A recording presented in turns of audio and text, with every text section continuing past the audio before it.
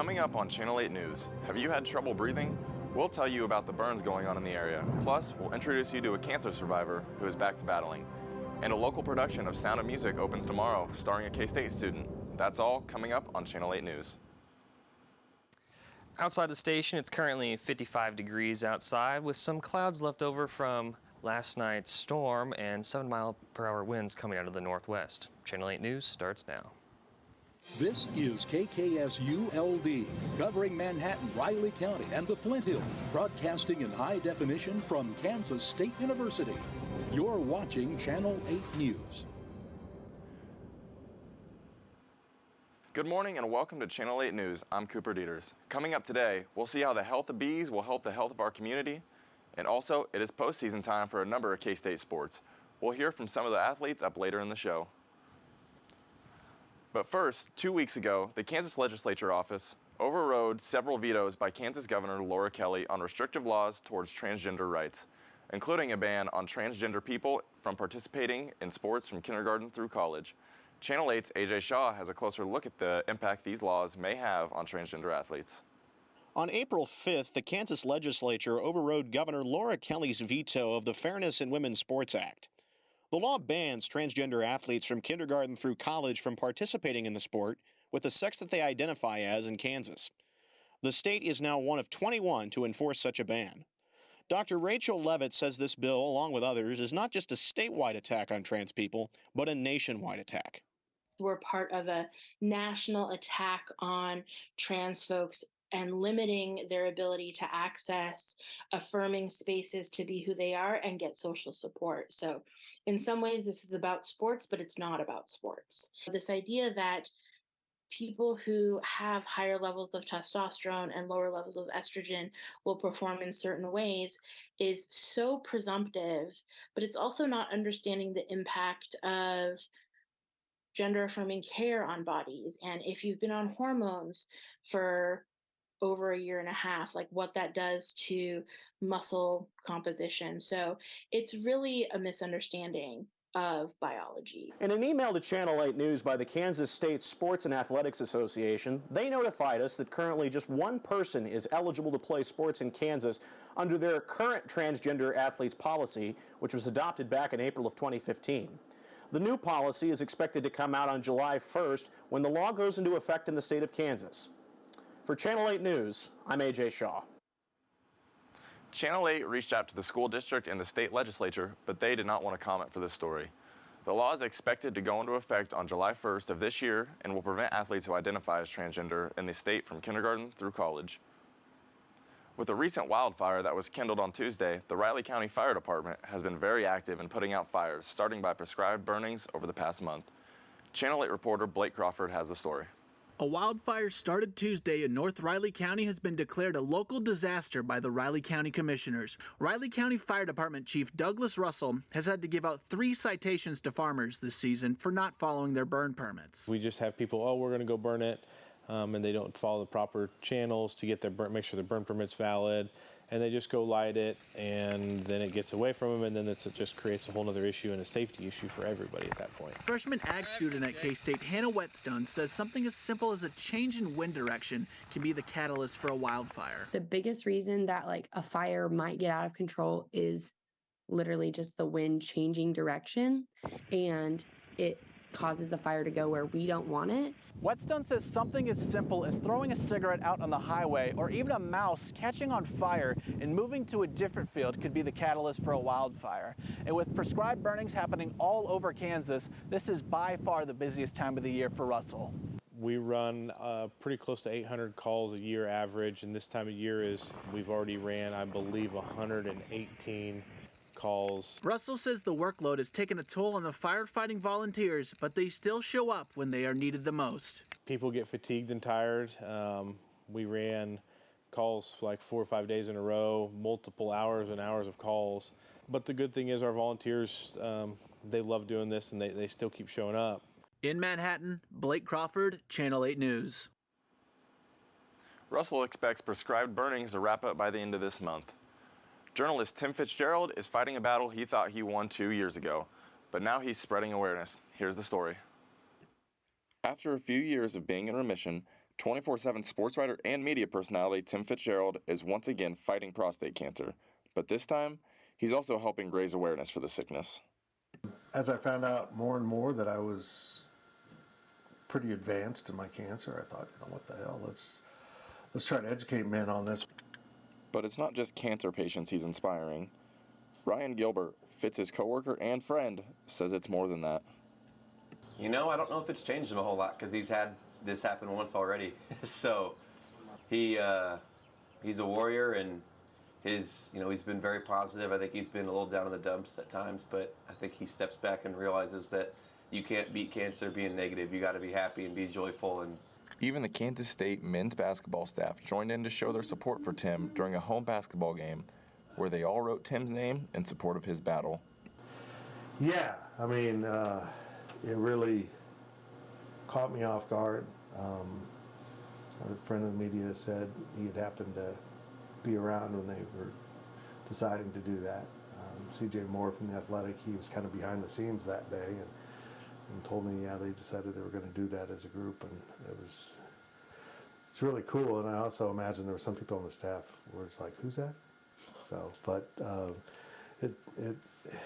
this place is special. I know every fan or alum feels like their school's special. Kansas State's just special.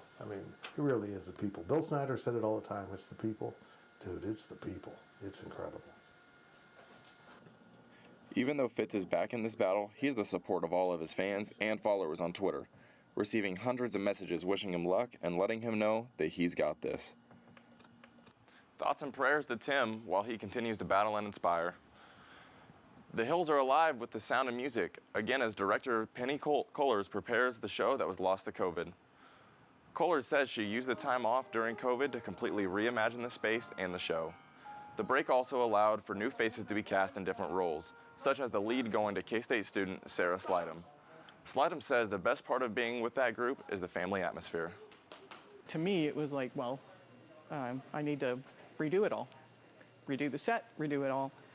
Brand new, fresh, squeaky clean look at it, and I like what I'm doing better now.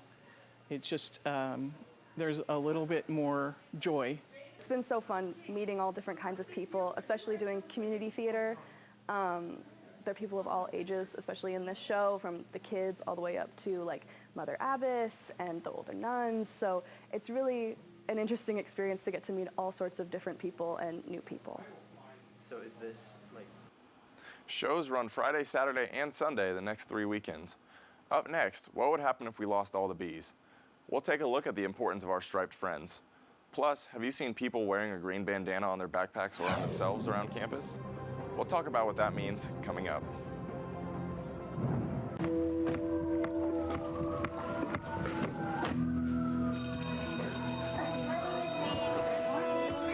You ready? If you can keep up. Want me to do this? Yeah, let's do it. I got a job interview today.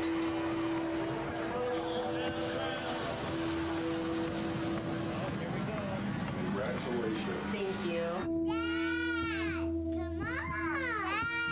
Starting! Whatever you do, don't drop it. 5, 4, 3, 2.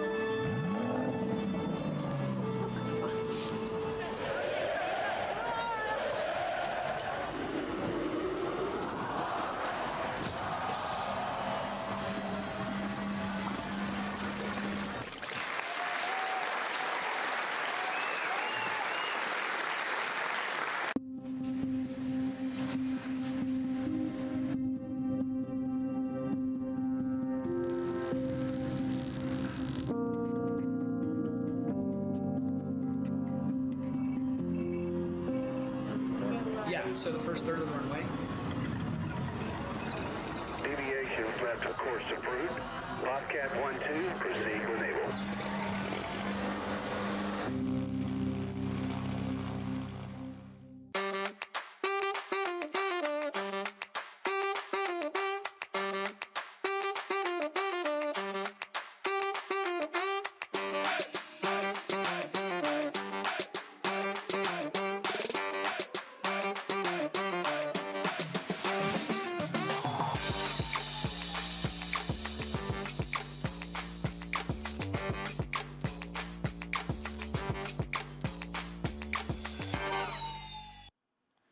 Spring is here, and with that, the bees are back. Bees may be thought to only make honey and frighten you during your nature walks, but they serve an important purpose to our ecosystem and our spring crops. To give us more on the story, here's Channel 8 News reporter Brianna Palmer. We have over 400 species of bees in Kansas. There's about a little over 4,000 in North America and then 20,000 worldwide. So we have a pretty good chunk of those bees. So there are social bees like the honeybee and solitary bees like the bumblebee and our native bees that are out there. They're starting to come out now. So we're starting to see bumblebees fly. So the first bees we usually see are bumblebee queens, and they're out flying looking for nest sites so they can establish nests and build them over the summer. Dr. Raymond Cloy explains that bees are the main pollinators in Kansas and the reason for all the beautiful vegetation and flowers like these at the university gardens. Without the honeybee, our diet and our selection at the store would be much limited. It's the only insect we've actually domesticated for human use. And the honeybee is responsible for pollinating over about 350 of our crops, agriculture and horticulture crops. Many of our vegetables and fruits that are out there are pollinated by honeybees.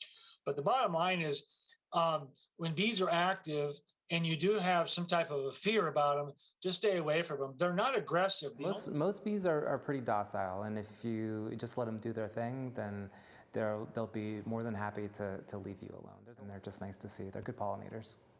And that's a wrap here on the bees. In Manhattan, I'm Brianna Palmer, Channel 8 News. For more information about bees in the entomology department, you can visit entomology.kstate.edu. The Green Bandana Project is a program that helps bring awareness to mental health. We now go to Landon Platter for a conversation with Chris Bowman, director of the Morrison Family Center for Student Wellbeing. Landon? Thanks, Cooper. We're here with Chris. How are you doing today? I'm doing all right, doing great. Thanks for having me. Really appreciate it. Of course. So what role do you really think that the Green Bandana Project has on K-State's campus? So one of the main reason that we brought the Bandana Project to K-State and to campus was, one, to spread resources to students about mental health, the resource available for mental health or emotional well-being, and then also to reduce the stigma that surrounds mental health and suicide awareness and prevention. And so that was the main reason that we brought the project to K-State. And it's been very successful. We've had a lot of people that have taken interest, and we've been asked to come into a lot of areas. So I think it's been great to see the community's response to it. Yeah. So you kind of talked about the training sessions that you guys have done.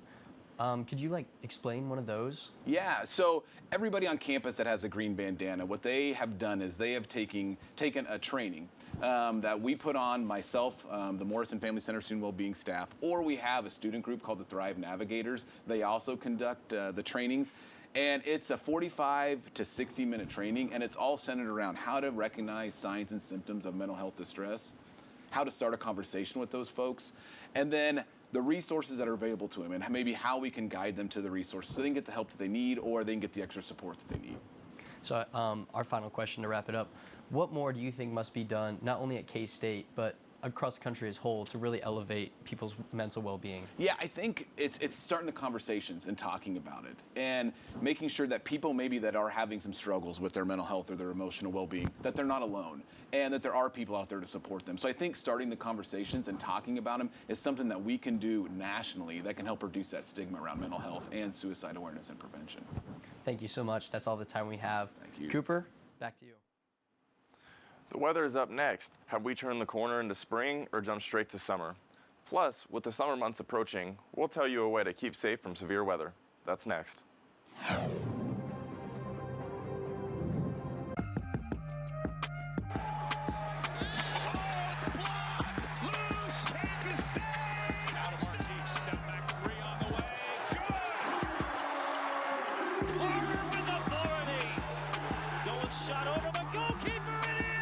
And he was so excited about playing this game. He was excited all week long. At the wall is Dink. It is gone. It's a grand slam.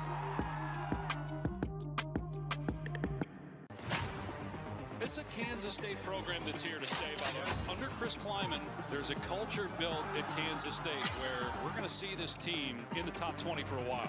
No question. Number 22 in white has taken this defense to the next level. Caught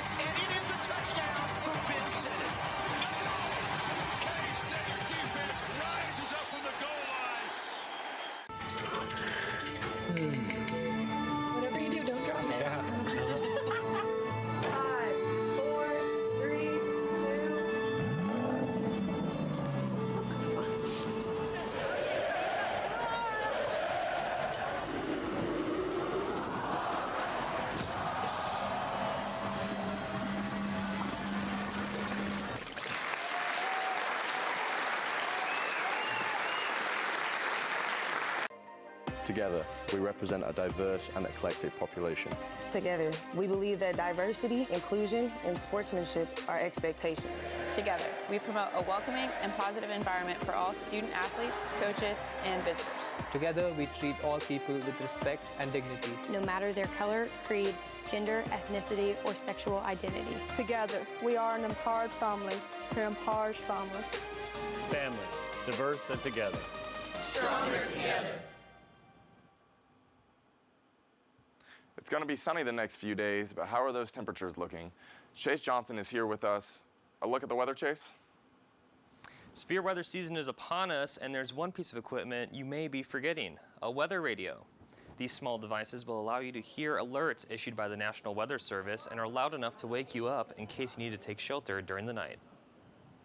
Weather radio is important primarily because it gives you another mode of communication. Phone charge will run out. There's a lot of times where we might have a tower down. Cell phone network fails due to tornadic activity, etc. Then the airwaves are another means. Typically, it's a transmission from 40 to 50 miles away, which is outside the impact area. Now, behind me are some of the towers you can tune your weather radio into depending on your location. So, Northern Riley County can tune into the Blue Rapids station. That's going to be at 162.425 megahertz. Pottawatomie County is covered by Topeka. That's at 162.475 megahertz. And then Southern Riley County and Gary County are going to be at Abilene, and that's at 162.525 megahertz. And as you can see, those overlap quite a bit. So if one station's not working out, don't be afraid to try another one and see if it works out a little bit better. Now let's see where we are in the world of weather, starting out with our national temperatures. On the East Coast, up in New York, it's looking up pretty cool with a 46 degrees. And as you go down south into Florida, 65. As we go across in the north part of the country, freezing temperatures actually, which is pretty crazy, I think, for this time of year. And then down south in Texas, in Houston, 76 degrees. On the west coast, on our Kansas temperatures, starting out in the east in Johnson County and Leavenworth, 59. And as we go across the state onto the western portion of the state, that cool air from the Rocky Mountains is lowering those temperatures right down into the 40s. Now, on to this evening. So, those clouds that are currently in the sky right now, they're going to be going away as we get into the night with 45 degrees. And then over the next morning, 40 degrees and 62 degrees, and it's going to be nice and sunny. On to your 5-day forecast. Most of the week, it's going to be pretty sunny, and as I said today, the temperatures are the weather is going to be clearing up, and those clouds are going to be gone by the night.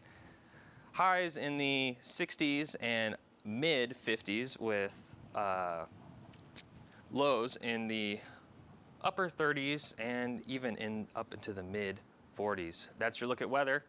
Cooper, back to you. Sports is next. It's time for spring postseason for many K-State sports.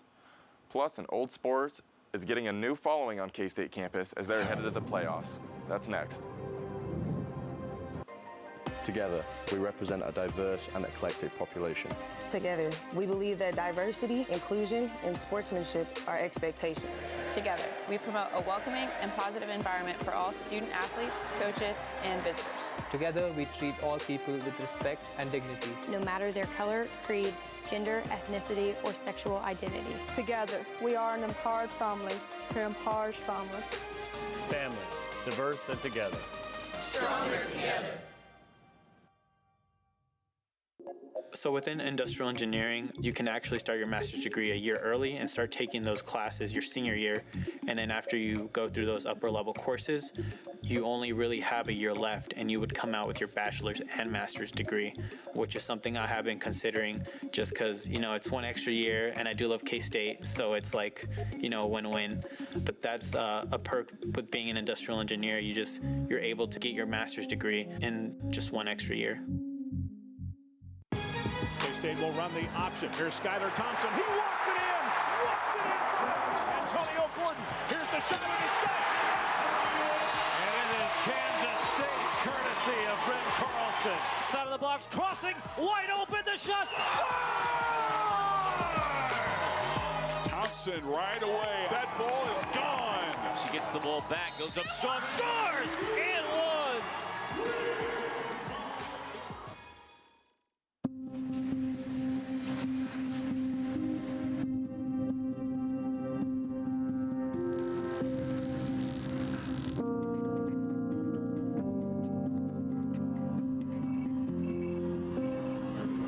Yeah, so the first third of the runway.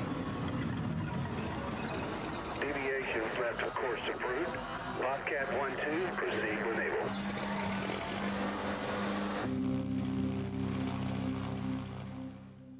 Spring sports at Kansas State are heading into the postseason. Sports reporter Aaron McGill joins us with more. Thanks, Cooper. K-State tennis is swinging their rackets today as they compete in their first day of the Big 12 Championship in Lawrence. The team will compete with Baylor today in a win-or-go-home scenario. Head coach George Smith is optimistic for this upcoming match. We need to run all the way through the finish line, and whatever that means. And hey, it's not over. You can go and have 3 or 4 good days. Starting next week, we're playing in Kansas, so we should feel a lot of confidence being able to play so close to home, and we know those courts very well. K-State rowing has had a memorable season, earning multiple first-place heat finishes at every meet so far in the season. The season has been powered by a strong performance from many underclassmen boats.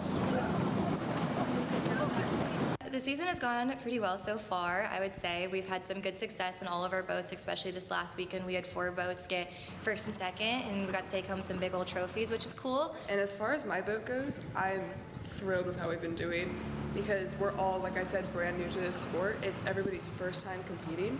So we're learning a lot every single race. We're growing a ton. We've gotten a few wins so far, so really proud of them. The K-State lacrosse season is slowing down, but the team is just heating up. After a decade of not being in the playoffs, the team is still fighting and 1 game away from the finals. From not being able to have enough players to compete 2 years ago, the K-State lacrosse team has found players and a way to win.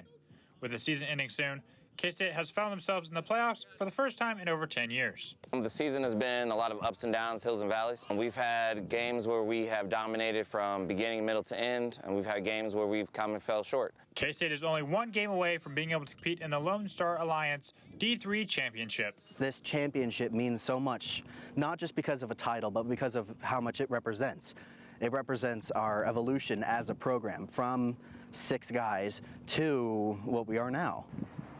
K-State lacrosse normally plays here at Memorial Stadium, here on K-State's campus. With nice turf fields, it is perfect for playing lacrosse.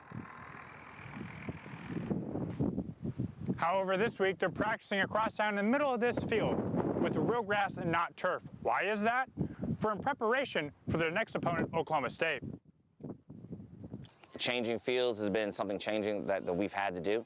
As a coach, you want to mock up and put your team in the best situation. For us, being out here, it's peace. We don't have to compete with 4 or 5 other clubs on the field right now. It's just us out here together. That's the team we wanted to play. That's our team we wanted to have a little rematch and a little redemption from. So having that opportunity is really special for us right now at the end of the season. After losing to Oklahoma State at home earlier in the season, the Cats will have a chance for redemption as they play in Stillwater on Saturday, starting at 1 p.m. In Manhattan, I'm Aaron McGill, Channel 8 News. Cats on 3, Cats on 3. 1, 2, 3, Cats! With a win on Saturday, it'll be the first year the Cats will be back in the finals since 2004, and a chance to win their first ever championship. That's all for sports. Now let's roll it back. Cooper? Up next, a final check on the weather. Will it be nice enough to head out and see the tulips in Wamego? We'll see how Tulip Days went coming up. I always knew I enjoyed working with kids, and that was something I was passionate about, and I originally planned to become a teacher. I realized I was more passionate about the kids and their upbringing and their development, and I found that K-State actually offered a program that worked perfectly with my interests, and so I decided that school counseling was kind of the right path for me, just so that I could focus more on that psychology aspect and work with the kids on a more intimate level.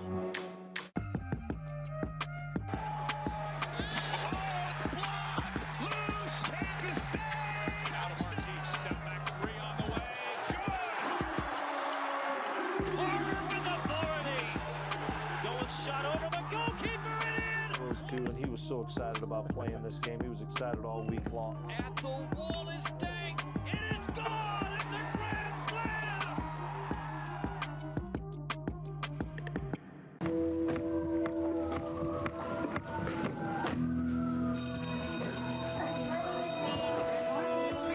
You ready? If you can keep up. Want me to do this? Yeah, let's do it. I got a job interview today.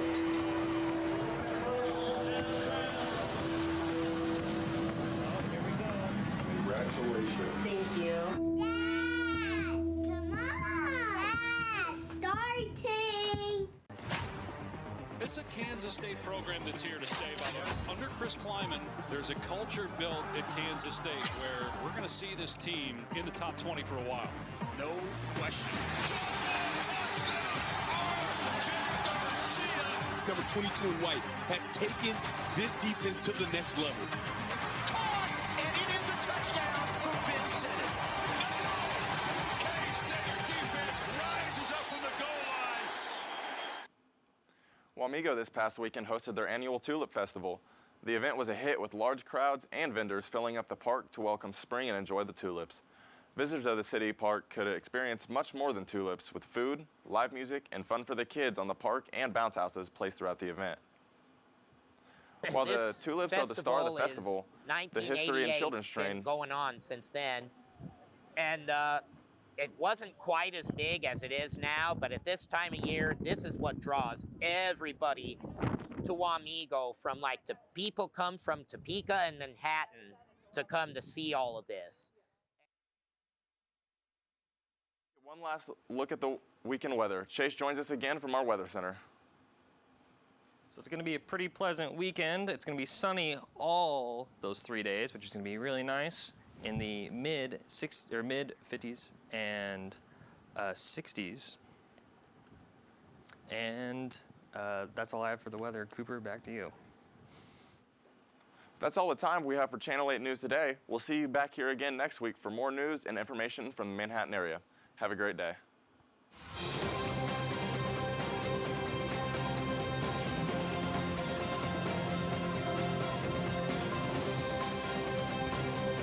This is Channel 8 News.